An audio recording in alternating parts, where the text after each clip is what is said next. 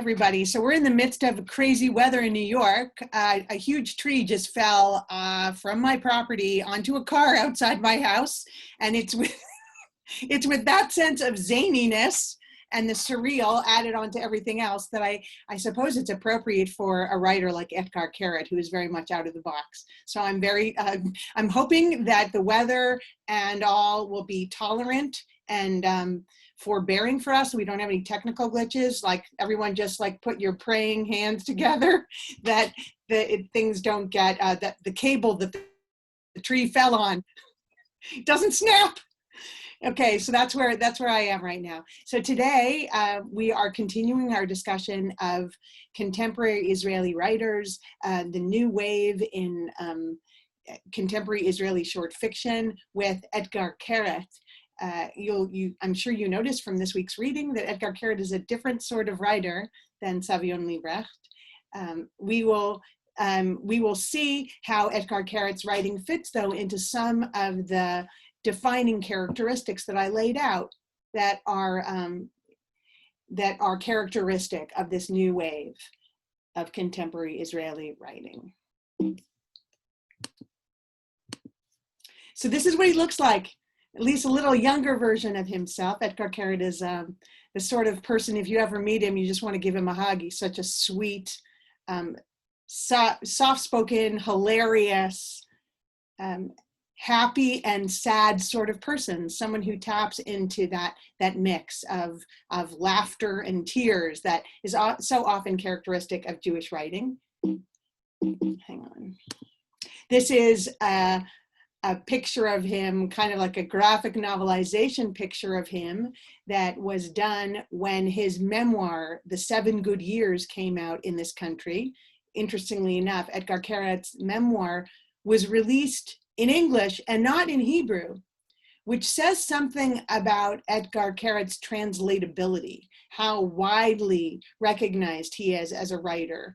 Maybe you experienced, Savion Liebrecht for the first time when you first came to this class. You'd never heard of her before. Etgar Keret is the sort of writer that people have heard about. Very widely translated. You hear him all the time on NPR in This American Life. He's translated in all over Europe and in various languages, and there's something about his writing, unlike a lot of other Hebrew literature, that is absolutely translatable. It's not filled with biblical allusions or classical sources that would make it difficult for someone who was coming from outside the Jewish community to appreciate his writing. And in fact, some of his stories, I'm sure you noticed with what will be the last story that we're going to talk about, Kavanot Tovot, good intentions, that's a sort of story that you could see in American culture as the subject of a TV show or a movie.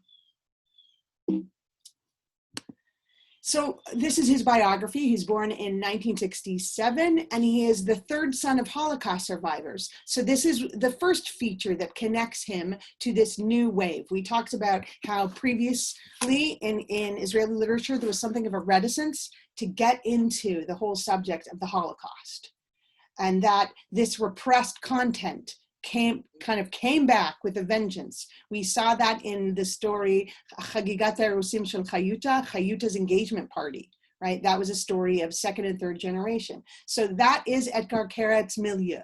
He's the son of Holocaust survivors. Like I said, his books have been widely published, more than 45 languages, in the New York Times, the New Yorker, the Paris Review.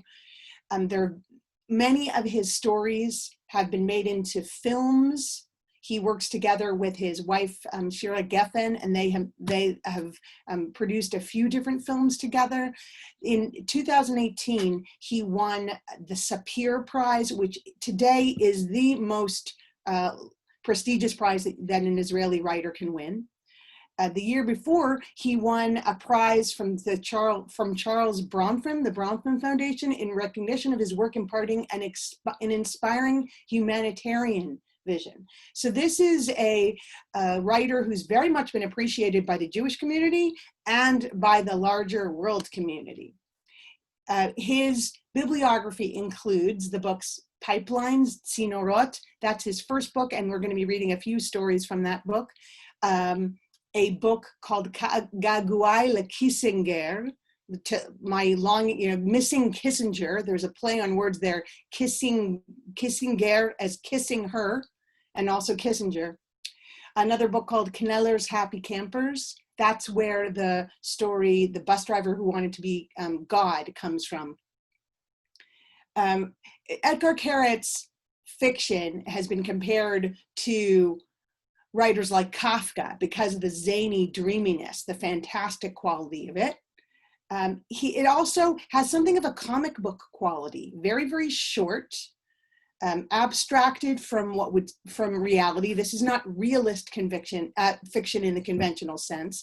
And so his writing lends itself very easily either to the graphic novel genre to begin with, or some of his stories have been turned into graphic novels. And we'll see some of the images as we look at the individual stories.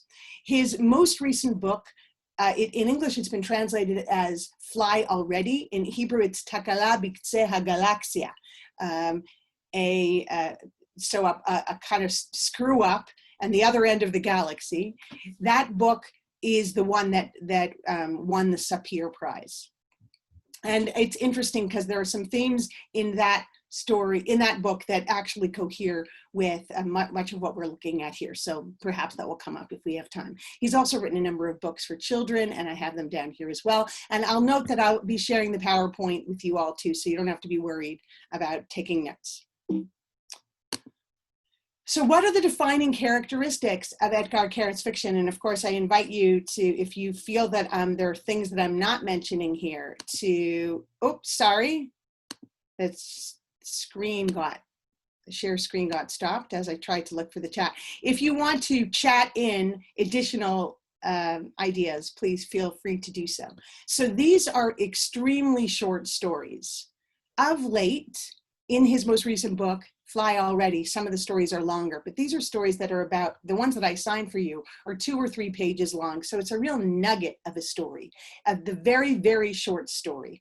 And this fits in with the description of the defining features of this wave of Israeli writing, insofar as these stories do not attempt to tell a fully national story. They don't attempt to speak for everybody. They don't try to give you, the Zionist ethos writ large, or to stand for everybody's experience. Many of the stories feature anti-heroic characters, kind of schlemiel characters if you think about Yiddish literature. So there is a kind of diasporic mode, a pre-State of Israel mode that you see in these stories. Interestingly enough, Etgar Keret shares that feature in common with Said Kashua, the Arab Israeli writer that we're going to be reading next week. And those two are pretty good friends. And we'll be looking at a correspondence that the two of them had in the pages of the New Yorker. So instead of the Sabra, who is tough and macho, the new Israeli muscle man, we see these overly sensitive or hapless men who can't get the girl, that kind of watch on the sidelines. Sadly, they, skulk home. Many of the stories have this quality of the Kafkaesque, where a metaphor is literalized. What if, in the case of Kafka, okay, you have a character, his name is Gregor Samsa. He feels really lousy and he wakes up the next morning as a big cockroach, right? I feel as lowly as a bug, and is literalized. In the case of the story, The Stuff That Dreams Are Made Of, you have a literalization. What if there were a cream that you could put on your eyes and your dreams could suddenly come true? What would that look like? These stories engage the whole question of dreaming, and in some case, and all the definitions of dreaming. The Zionist dream, our own personal hopes and dreams. They deal with what happens when those dreams are disappointed, or the end of certain dreams, and then what? and they're funny, irreverent. They use a lot of slang, super colloquial. So they do not try to speak, you know, in that high register of building the nation state. They try to speak exactly the language of the street. When I teach these stories in Hebrew, the most difficult part about Etgar Keret is that they'll also include a lot of English in the Hebrew. And my students will be struggling to figure out the word, and then they'll realize, oh, it's because it's an English word that's translated into Hebrew. And so that says something about the current state and the culture, how much Americanization there is, the shift between the model of Israel that we saw with the founding of the state, when Israel becomes more consumerist, when it becomes ever more American. There's a sardonic and ironic quality to the story, but there's also something very poignant and sweet. It's not just cynical and jaded, but there's this very kind quality to his fiction. Oh, and like I said, the stories are not necessarily about Jews, right? Israeli literature that seems to speak in this kind of universal mode. So here is the cover of his first book, Nimrod. And I like to look at this as I start because it shows you that idea of an abstracted image, right? Not everything is filled in here. You don't have all the details, but you have enough here to get the picture. And that's what Etgar Keret does in such a way of genius, that he gets to the very crux of the matter with the absolute minimum number of words.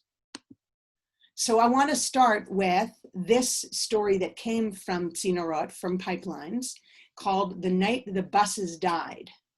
Okay, talk about a literalized metaphor. We'll have to try and figure out what it means to imagine the dying of the buses. Is it the buses breaking down? No, it seems to be something much more than that. The story begins with the protagonist waiting on a bench at the bus stop the night they died, checking the punch marks in my bus pass, trying to figure out what they reminded me of. One of the holes looked like a rabbit. That one was my favorite.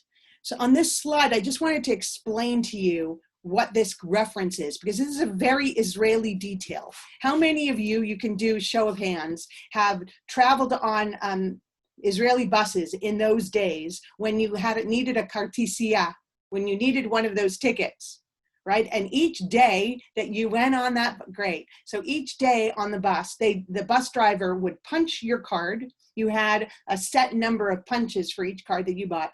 And you would, you'd know, and there would be a person checking your punches. And the way that person would know if you had gotten it punched that day was if the hole matched the configuration of that day. Very low tech, right? So there would be the dog punches, and there would be the moon punches, and then there's the one that looks like a rabbit. And that's what he's referring to. These punches, here you can look at the different holes. These punches take on a life of their own. This bus ticket is alive on some level. It's part of the life of people in Israel. Just a little funny sidebar. When my husband and I first got married, we lived in Israel for our first year of marriage. And on Purim, we dressed up as kartisiyot. We dressed up as bus tickets. We had the front of the bus ticket in the front of us and the back of the bus ticket on the back of us. And we got on the bus and they let us go for free. Tried to punch us, we made it out of cardboard. So this is the scenario that he's trying to get on the bus and do what he normally does. But and he's got this intimate relation to his bus ticket and to his way of life, to his routine. But then everything is thrown up in the air. I think this is something we can all imagine and relate to.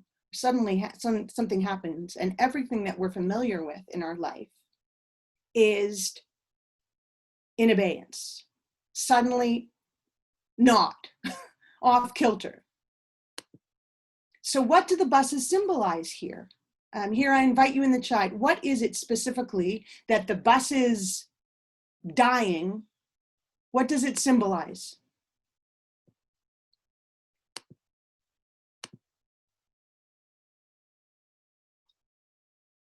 Waiting to see if someone's, freedom of movement. Okay, so suddenly the freedom of movement. The mobility, something that people can depend on. Excellent. The notion of the buses dying isn't just about buses. Yes, connections between people. The world has fallen apart. Everyday life, right?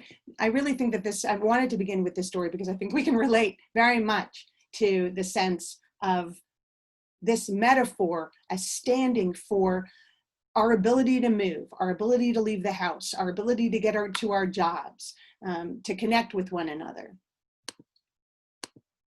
So yes, the buses symbolize a working nation, mobility. They very much connect and relate to the idea of the Histadrut, the labor movement, the labor unions in Israel, and their importance in Israeli life. When Etgar Keret is writing, he's speaking for that generation where the labor movement and its centrality is shifting. A utterly foundational aspect of the culture that takes on a life of its own, that everyone assumes is always there, like the air of the culture that suddenly stops and you can't breathe the culture anymore. The buses dying is a kind of nightmare or apocalypse about the end of a culture or the end of a society working the way it ought to. It marks, in a sense, a kind of next phase in Israeli culture with a question mark of, where are things going to go? I'll note the dating of the story is post-Oslo, it's post the assassination of Rabin, and it's post the Second Intifada. So it's an awareness of the first Intifada, I should say, an awareness that something has happened and something is going to need to change. Here I wanted to point to another possibility of understanding what it means for the buses to be dying. There is a description of the buses, laying on their side with hundreds of them scattered all over the place, rivulets of fuel oozing out of their disemboweled shells, their shattered innards strewn on the black and silent asphalt. And of course, anyone who knows about the fear of riding on buses in the wake of the intifadas and of terrorist attacks can see how that feeling about, that notion of the buses dying might connect to that experience. Okay, now we've got two bus stories and I wanted us to look at them back to back. One is from Nimrod, the next one is from Hakaitana Shel Kneller. That's Kneller's Happy Campers. The cover of Kneller's Happy Campers is this weird oxymoron because it's a picture of a cartoon-like character shooting himself in the head, as if that is, as if you can make that a light, funny thing. Well, Etgar Keret does that. He has any number of stories about suicide. Kneller's Happy Campers is all about a group of people that commit suicide and where suicides go when they leave this earth. So he takes up the most devastating human experiences and somehow turns them into something tragic, comic, and manageable. So the story, The Bus Driver Wanted to Be God, is in this collection. A story about a bus driver who wanted to be God. Okay, I'm going to read the beginning of the story, and we need, again, to figure out what it is about the buses and the bus drivers that is so central, what it is about this metaphor that lends itself to the content or that allows us to get to a larger meaning. Okay, so this is a story about a bus driver who would never open the door of the bus for people who were late. I'm reading the opening of the story. Not for anyone, not for repressed high school kids who'd run alongside the bus and stare at it longingly, certainly not for high-strung people and windbreakers who'd bang on the door as if they were actually on time and it was the driver who was out of line, and not even for the little old ladies with brown paper bags full of groceries who struggled to flag him down with trembling hands. And it wasn't because he was mean that he didn't open the door, because this driver didn't have a mean bone in his body. It was a matter of ideology. The driver's ideology said that if, say, the delay that was caused by opening the door for someone who came late was just under 30 seconds, and if not opening the door meant that this person would wind up losing 15 minutes of his life, it would still be more fair to society not to open the door, because the 30 seconds would be lost by every single passenger on the bus. And if there were, say, 60 people on the bus who hadn't done anything wrong and had all arrived at the bus stop on time, then together they'd be losing half an hour, which is double 15 minutes. This was the only reason why he'd never opened the door. He knew that the passengers hadn't the slightest idea what his reason was, and the people running after the bus and signaling him to stop had no idea either. He also knew that most of them just thought that he was an SOB. In the Hebrew, it's that he was stam maniac, that he was like a maniac. And that personally, it would have been much, much easier for him to let them on and receive their smiles and thanks, except that when it came to choosing between smiles and thanks on the one hand, and the good of society on the other, the driver knew what it had to be. Okay, so what does this driver stand for? And of course, this driver is going to have a meeting, a meeting of minds with this very opposite sort of character, Eddie. And they're going to come to kind of see one another in this deep way. So what is it that the bus driver stands for? And what is it that lends his position to the second best thing, to God? If he couldn't be God, he might as well be a bus driver.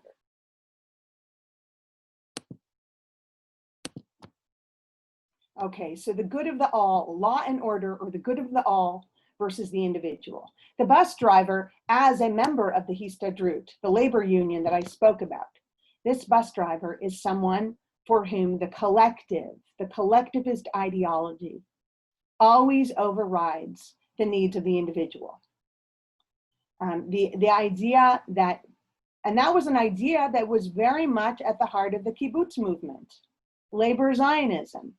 Building the nation was going to be difficult, that it's not going to be the sort of thing where we cater to each and every individual's whims. We've got, so someone who bases his sense that he's on the moral high ground because it's not about him.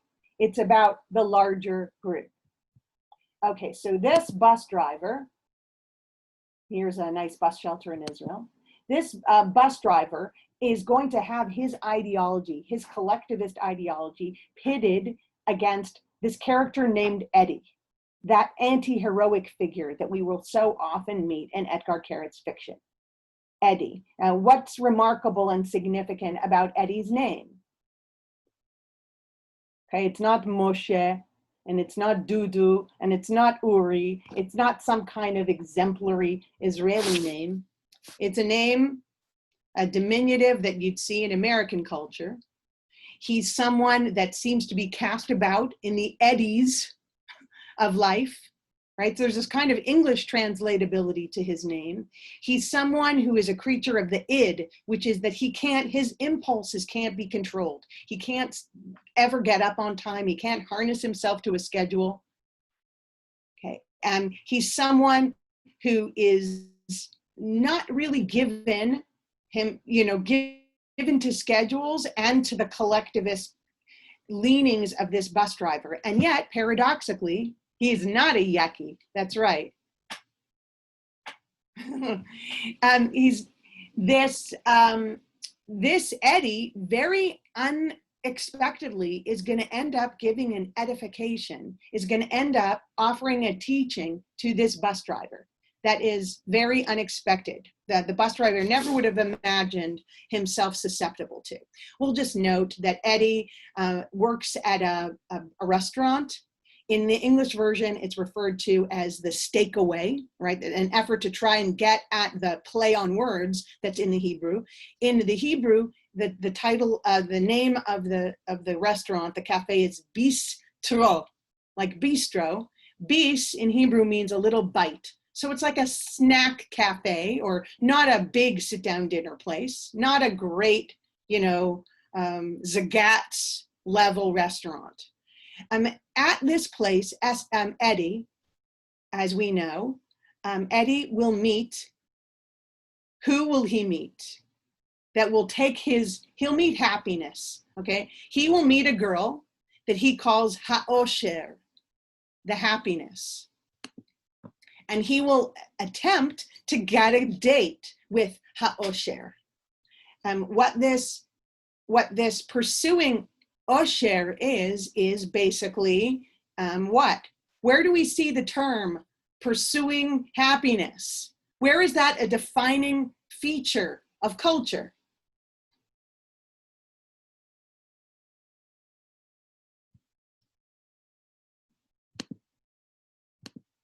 Okay, so given that we are all about life, we're, liberty and the pursuit of happiness, what we have here is a love story or an effort to get a date that on some level symbolizes a shift in Israeli culture from its labor Zionist underpinnings to its Americanization, right? To its individualization. Away from the bus driver's mentality and to the mentality of Eddie, who's just trying to get through his day and become a little happier and maybe get a date, maybe once and for all, to get up when his alarm clock rings and be able to get to the place that he needs to get to on time. Of course, what do we know? What happens? What happens? We'll find out later that the sad ending, the sad part of the story. Before that, you have, no matter how many alarm clocks he sets, Eddie cannot seem to have enough to wake him up on time. And so he has to run like a maniac to catch the bus. And this bus driver has always refused to open the door if someone is late. And there's something about Eddie that reminds him about an earlier part of himself, right? This earlier part of himself, before he wanted to be a bus driver, this is page 5, when he still wanted to become God. It was a kind of sad memory because the bus driver didn't become God in the end, but it was a happy one too because he became a bus driver, which was his second choice. Okay, so what is it about being a bus driver that is second to being God? What enables this metaphor to work in this story?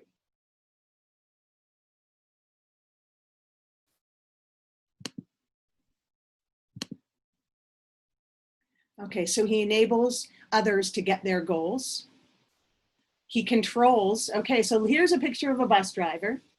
Where do bus drivers sit? They sit on their own kind of high throne, right? They have this ability to open and close the doors of their bus, in a sense, to grant mercy or to be hard-hearted. They can grant a dispensation. They have this ability to open up doors. Okay, they have a power over people. In the earlier labor Zionist mode, where bus drivers, especially bus drivers who worked for Eged, which was a Histadrut organization, those bus drivers actually had really good job security, really good benefits. They had a certain power in being connected to that major ruling arm of the government. And so the bus driver seeding his ideology, seeding with a C, allowing Eddie to get on the bus, recognizing his, having rachmanis, as he would say in Yiddish. All of that is a mark, in a sense, of shifting away from that labor ideology to something else. I just wanted to note, in case anyone was confused about this, you might remember that the place where Eddie's supposed to meet ha'osher, supposed to meet happiness, is at the Tel Aviv Dolphinarium, which is a club, like a discotheque. And later on, well after this story was published, the Dolphinarium was the site of a terrorist attack, actually. And so but I didn't want you to all think that that was part of the meaning of the story. But that it was, to go to the Dolphinarium is to go to this, meetup spot. And of course, even though the bus driver lets Eddie on the bus and gives him a break and he gets there, approximately on time, what happens? Because he's the anti-hero. She's too nice, happiness, to tell him that she has a boyfriend and she doesn't show up. Rather than being straight with him, she kind of leaves him there.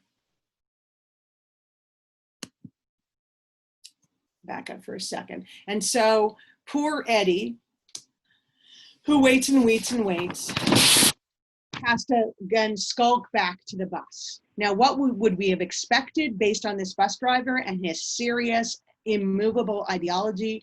When, you know, Eddie is slowly walking to the bus, we would have expected this bus driver to speed away, but instead he's so touched individually by Eddie's unhappiness that he waits for him. And even though everybody in the bus is getting mad, and winks at him, and the two of them, in a sense, have this individual meeting around a kind of understanding what it means to have a bad day.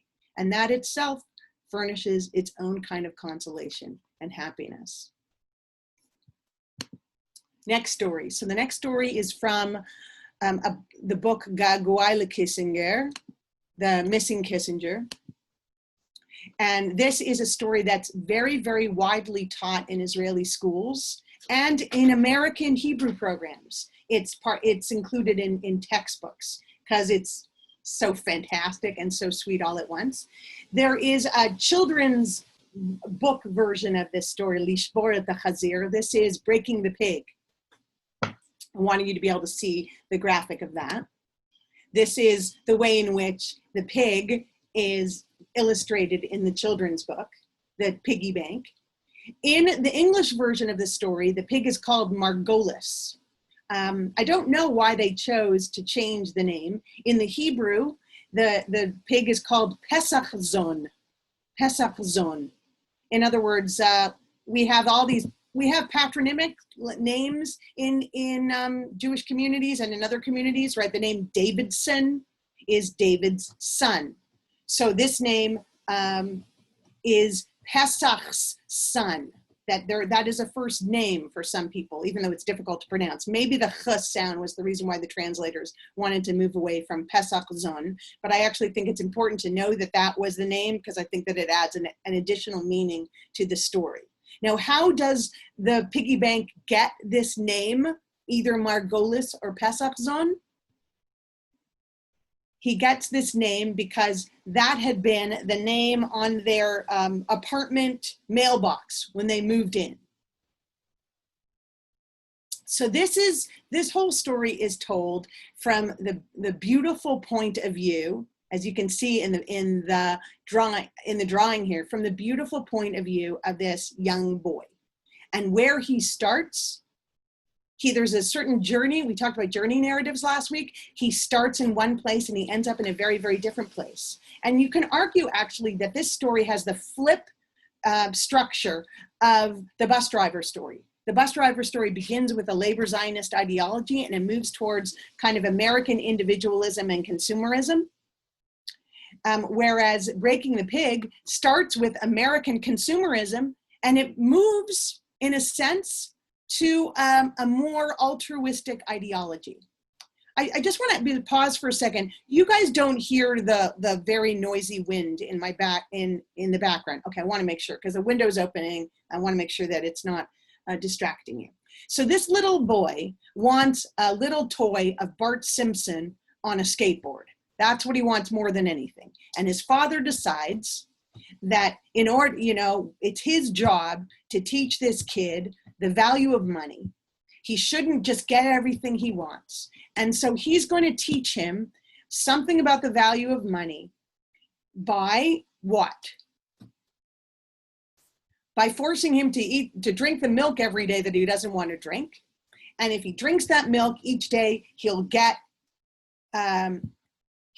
a coin, right? So the idea is he buys him this piggy bank, not to be the toy that he wants, but to be the repository for the money, to be the bank, so that the kid can learn what the value of money. And then when all said and done, they're going to break this piggy bank, and then the boy will be able to get his Bart Simpson. Okay, so you have the father being a kind of macho materialist, an exemplar of someone who's going to teach his son a lesson or two so that he won't be a punk. Okay, now what did you notice, if you noticed anything, about the difference between the father and the mother in the story? And it's very subtle because, of course, the story is very short. There's not an excess of detail about this.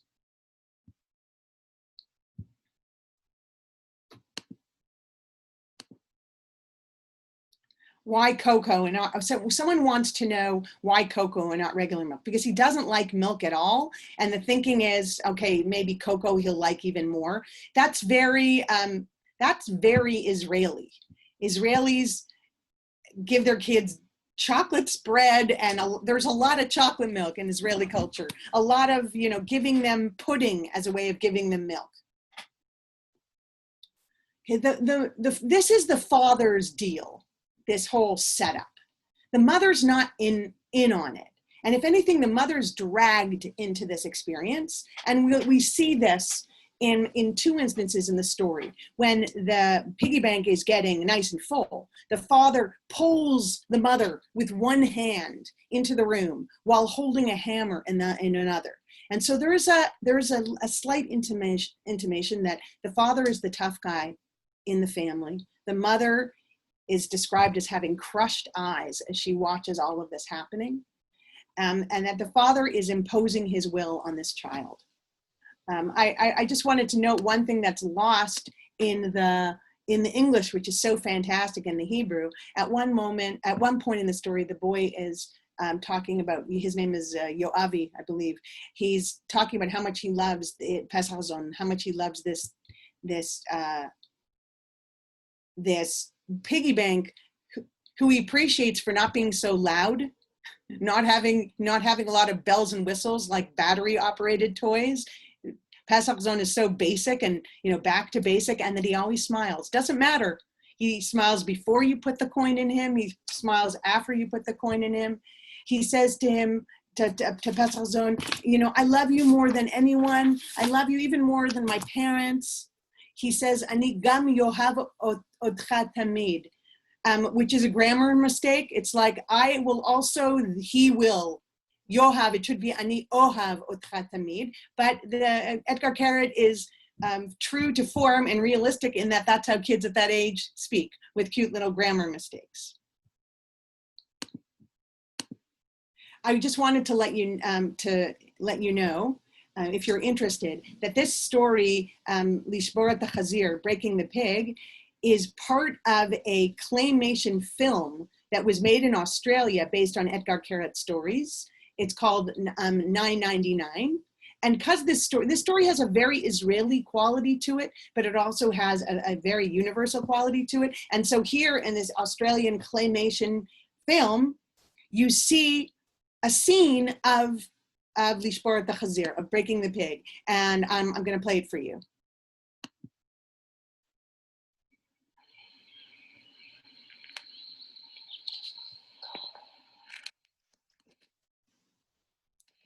This is my piggy bank. I don't know his name yet. Every time after I drink my milk, I get money to put in his back. He's nothing like my other toys.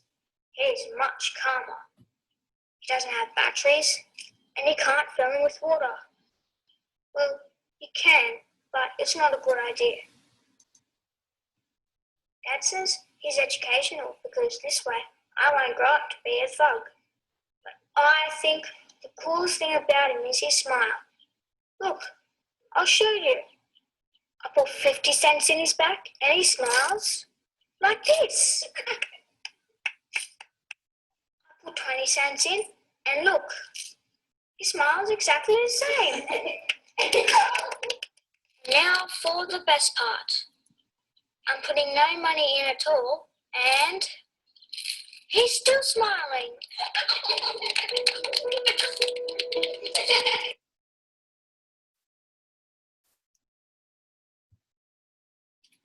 Okay, hang on,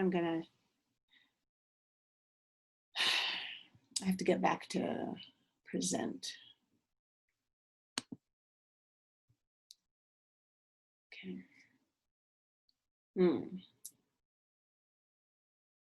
Just 1 second. All right, so what's lovely about this, you'll see that it's not exactly the way the story is adapted so that it fits in the context of a larger film, right? It's turned into a show and tell. Sorry, I had to reload this in order to be able to get us out of the the movie. So it's adapted and it turned into just a standard show and tell scene that you'd see in a school, which speaks to Etgar Keret's translatability. What's missing, of course, from this context is specifically that Israeli context and what it teaches us about the potential loss to Israeli culture of adopting a completely consumerist capitalist mode, right? The father wants to teach his son the value of money. He wants to show him, you do something for yourself, you'll get something for yourself. And the boy, who is very eager to get that Bart Simpson on a skateboard, along the way, discovers something that he didn't expect, which is that he doesn't want to use this toy, this Pesach zone, just as a means to getting the Bart Simpson, getting to that American icon, rather that he appreciates the toy on its own terms. And of course, he personifies this pig and says, Pesach zone, Margolis, be careful, you're going to fall off. He treats this like a pet that really needs to be cared for. Okay, so the father comes in and he notices that the piggy bank is full, which means that the goal has been accomplished. The boy has drunk all this milk, which means that he's now entitled to be able to break the pig and get his Bart Simpson. And that would be, according to the father, breaking the pig would be reaching that consumerist goal. What happens, the unexpected shift in the story, is that the child is interested in breaking another kind of pig. He certainly doesn't want to break his toy pig. Who is the pig, in a sense, that boy wants to come to break? What does the title mean? Who is the real pig that needs to be broken? Yes. So the dad, in a sense, with his kind of thuggish, piggish, strong arm, hammer ways, needs, in a sense, to be broken, right? And the sense that the mother has these crushed eyes underscores that this is not only about the boy, that there's something about the dynamic in the family, that there's something piggish about that sort of culture. Yeah, so this is a story about a younger generation going beyond the values and boundaries of the older generation. And what we see in Etgar Keret are a lot of generational responses. So if the previous generation wanted to push away the Holocaust, then this younger generation is open to it in a certain way, but with a shift. If previously the generation was totally collectivist, okay, so now there's an openness to the individual pursuit of happiness, but not so much that there are no other values, that one ceases to look out for the other. And so here is this young boy who seems to have a capacity to care for others in a more attentive way than his paternal elder. So the question, of course, is who wins in the end? There is a bittersweet quality to the end of this story, because while it is true that the father is beaten, right? The father's not going to be happy to find out that this piggy bank has been set free, because what does that mean? It means all that money that he gave his kid is going to be out there in this quote unquote field in the wilderness. The little boy says, pigs love the field. The boy basically is he's getting in touch with that agricultural self. The post-kibbutz generation lost taking care of animals. It lost being connected to the field. So this little boy is trying to imagine himself back there. The father is going to be very unhappy to have lost that money. And of course, what about the boy? He's saving his friend, but the only way to save his friend is to lose his friend. So there's no way to be the complete hero in this story. Okay, so now we're moving back to some stories from Nimrod, from that first collection. The story Tzfira, Siren, comes from that first collection, and it too is a classic Etgar Keret story. It's a story that speaks to that special time in the Israeli calendar after Pesach. Oh, by the way, I forgot to mention why I thought that the name of Pesach was important. Pesach's son, because this is a liberation narrative. This is a little boy figuring out how to get himself liberated from the norms, the reigning norms of the previous generation. Now, I was just going to say, apropos of the Israeli calendar, after you've got Pesach, and then you've got two major holidays that come after Pesach. Number one is Yom HaShoah, the Holocaust Memorial Day, and then not that long after is Yom HaAtzmaut, which is preceded by Yom HaZikaron, the Memorial Day for fallen soldiers. So that on both days, on Yom HaShoah and on Yom HaZikaron in Israel, you can raise your hands if this is an experience you've had, being in Israel at that time and being there for the tzfira, for the siren, when everybody gets out of their cars, and here's a picture of it. It can be in the middle of a highway, a main street. People get out of their cars and they stand for that siren. And so the conceit of this story is, well, what happens if that siren goes at a time when you need to flee? Can you be saved by the siren? And paradoxically, can the individual be saved by this collectivist commemoration? I wanted to note as well the extra symbolism of the title tzfira, siren, because the tzfira, which comes from, a morning call or an early warning, that was the title of a very early Haskalah Hebrew journal. So there is a relationship between Hebrew print and the history of the revival of the Hebrew language, both as a vernacular and as a written form. There's a connection, deep connection between that experience and the title Hatzfira, because these periodicals were part of the rejuvenation of the Hebrew language. Okay, so what happens in this story? We have a tough guy versus a weakling. In Breaking the Pig, the tough guy is the dad and the weakling is the child. We always want the weakling to win. This is part of the anti-heroic code. So in the English, they call him Mikey. In Hebrew, his name is Sharon, which might have been felt to be untranslatable in Hebrew because Sharon is a woman's name. But Sharon can be a boy's name or a man's name. And of course, we know from Ariel Sharon as a last name that it can be an exemplary last name, exemplary Israeli name. So the story opens on Yom HaShoah in a school at an assembly. And the weakling narrator, Eli, is so happy because he gets to sit next to the girl that he has a crush on. And of course, before he can even enjoy that experience, one of the buddies of the tough guy who's going out with the girl that he likes comes and whisks her away. And the boy, Eli, listens to the presentation of the Holocaust survivor who had served in the Sonderkommando, which we know, that's a Nazi euphemism for those who worked in the crematoria.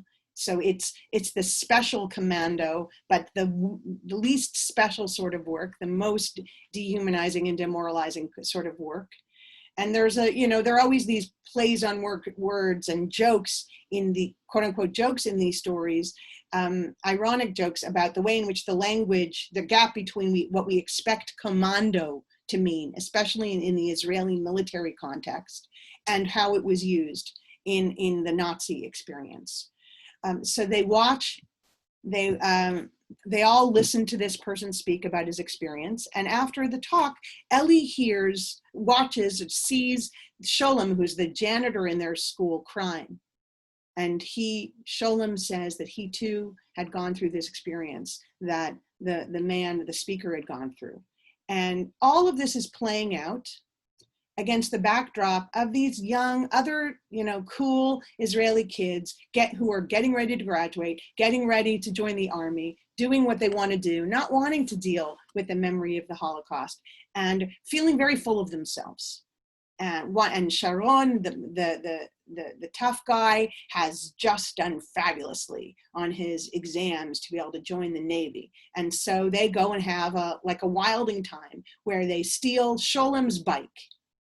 They steal Sholom's bike because it's, why not? Because it's fun. And Ellie, the weakling, has a certain respect for the system or respect for his elders and a certain sympathy that maybe is not characteristic of the young people of his generation for those who have suffered. And he feels that it behooves him to tell the principal that Sholom's bike has been stolen. And of course, we know what happens in the story. He gets set up by the tough guy and he's about to be walloped. And he's gonna have his head kicked in. And how he's saved by the bell, so to speak, but very much by an Israeli version of the bell. My screen share stopped. He's saved by the bell. What happens?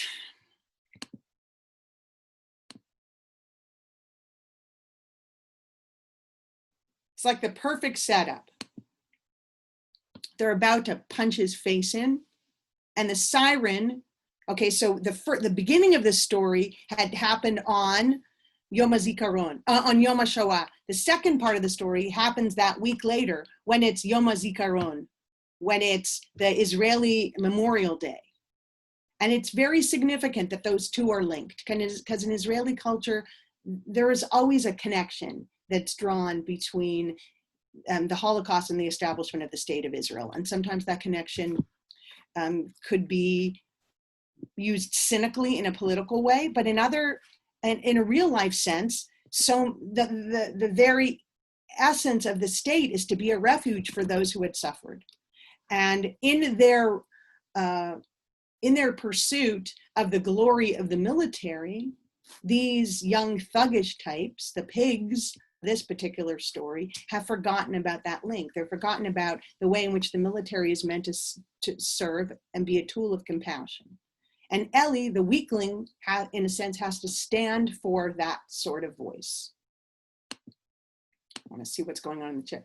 Yes, so he's betrayed, and on every level. He's betrayed by the system that doesn't protect him for doing the right thing. He's betrayed by the girl that he thinks is his friend.